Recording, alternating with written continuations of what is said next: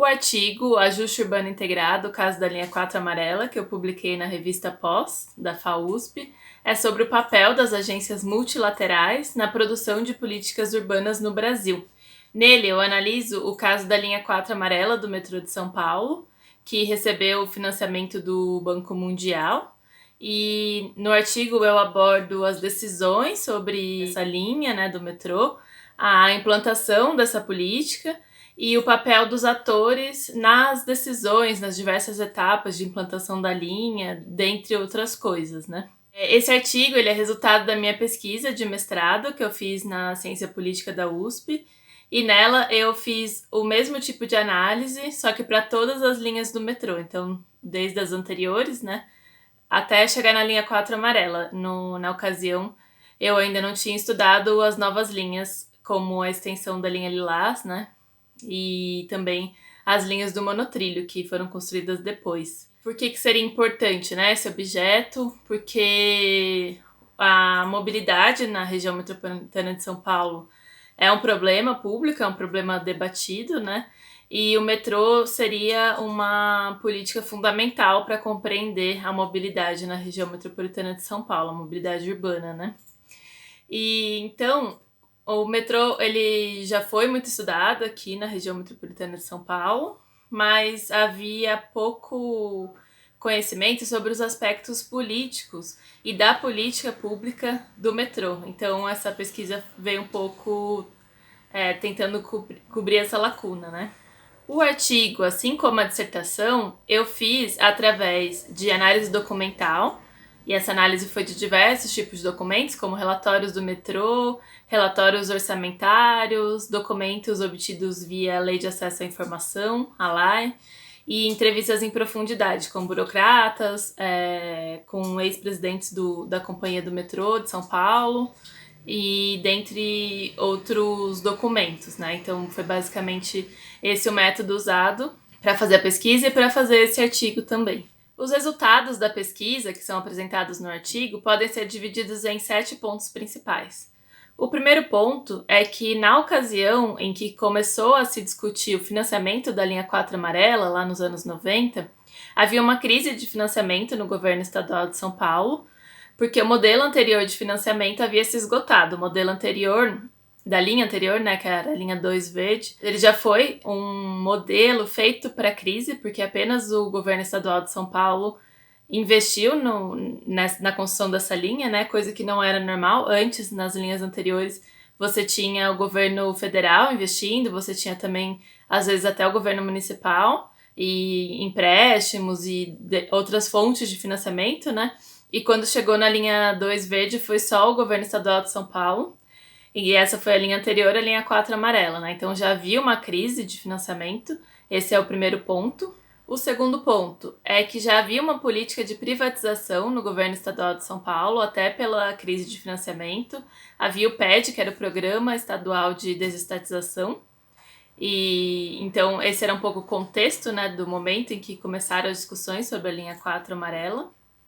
E nesse contexto, e esse é o terceiro ponto, o Banco Mundial aparece como uma alternativa já dentro da burocracia do metrô e entre os políticos do governo estadual de São Paulo. Então essa é uma alternativa que aparece aqui dentro. O quarto ponto é que quando se começam as negociações com o Banco Mundial, tem um ator fundamental que é o IFC, o International Finance Corporation. Ele é um braço do Banco Mundial que serve para verificar a viabilidade dos projetos, né, e também para discutir com a iniciativa privada.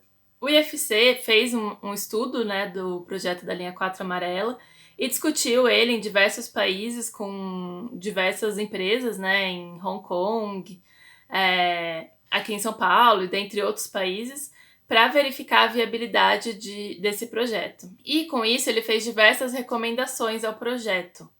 Então, as recomendações eram variadas, né? Eram desde como fazer a cobrança tarifária, até como construir a linha, a ordem de construção, dentre outras coisas, né?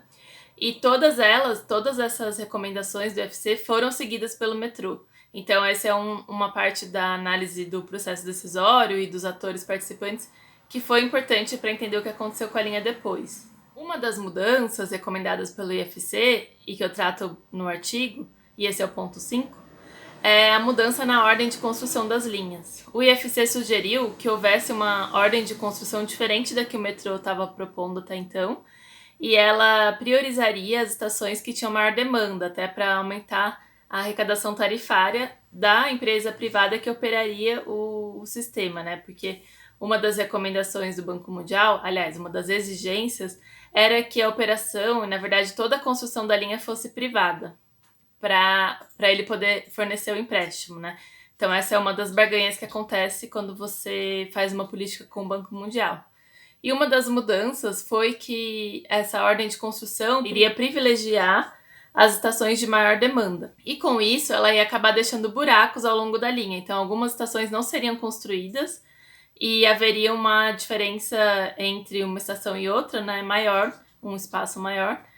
E essas estações teriam que ser construídas depois, num espaço que era exigido pelo IFC também, de 4 anos, se não me engano, isso está no artigo, né? E com isso, acabou atrasando a construção da linha, né? E o que acarretou em multas para o metrô, além de todo o financiamento, né? Todos os esquemas de financiamento que também foram prejudiciais para o metrô. Isso eu também trato no artigo. Outro ponto importante, esse é o ponto 6, é no esquema de arrecadação. Então, o IFC sugeriu e o metrô concordou, né? Não houve um acordo de que fosse feita uma arrecadação, um esquema de arrecadação diferente do que era feito até então, porque como você não tinha operação privada no metrô, não era preciso fazer esquemas complexos de arrecadação de tarifa, né? Então, nesse caso, foi preciso fazer, e com isso se criou um esquema tarifário bastante complexo que eu trato também no artigo, né? Com base bastante no trabalho do De Paula, que também tratou disso. E esse esquema tarifário, ele acaba criando dois tipos de tarifa. A tarifa política, que é a tarifa que o usuário paga, e a tarifa contratual, que é a tarifa que o metrô paga para a linha amarela. E existe um cálculo um pouco complexo sobre como o metrô vai pagar a linha amarela, né? E esse esquema de arrecadação acabou prejudicando a arrecadação, principalmente da CPTM.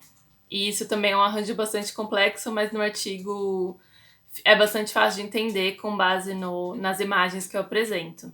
Outro ponto importante foi a licitação da linha, né? Inicialmente, a ideia era que houvesse uma licitação apenas para o vencedor construir e operar a linha. Mas, quando o metrô tentou fazer isso, as empresas não compareceram na licitação, o que é uma coisa encontrada na literatura bastante comum. Quando as empresas não estão satisfeitas, né, com o formato da licitação, elas deixam a licitação deserta, e muitas vezes em conluios e cartéis, né? E com isso o metrô teve que contratar separadamente a construção e a operação.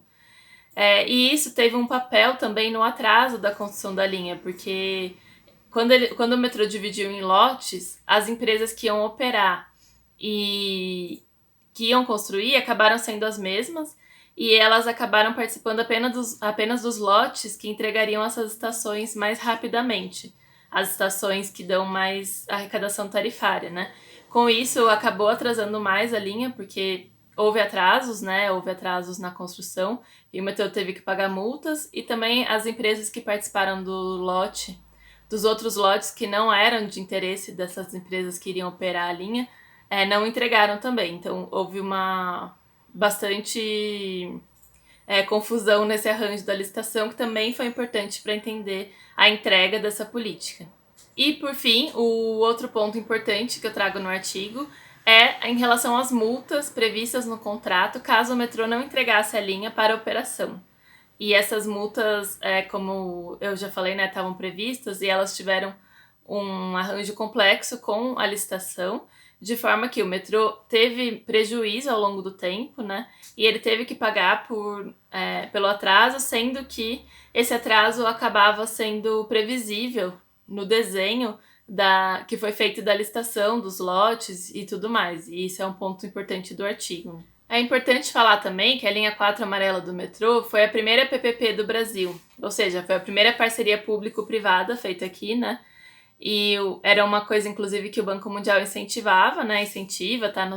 Incentivava, acho que valia mais para os anos 90 e 2000, talvez até 2010. como best practices, né, que são as recomendações do Banco Mundial que ele faz para ou condicionar os empréstimos ou como recomendações mesmo. No artigo também eu faço uma discussão sobre como essas ideias trazidas pelo Banco Mundial de PPP, de governance, de best practice, nem sempre são modernas, por assim dizer, né? Porque elas são colocadas como as práticas mais avançadas. E, na verdade, muitas vezes, quando elas chegam aqui, elas acabam sendo tratadas como mais uma parte da política brasileira ou da política do atraso brasileiro, no caso, né? Porque o metrô, na ocasião, não conseguiu implementar a política na forma como o Banco Mundial imaginava inicialmente. E essas ideias do Banco Mundial acabaram sendo aclimatadas aqui de forma que atrasasse a linha, né? E de forma que as empreiteiras conseguissem impor suas demandas sobre uma política pública, né? Então, é um pouco essa ideia, assim, do artigo.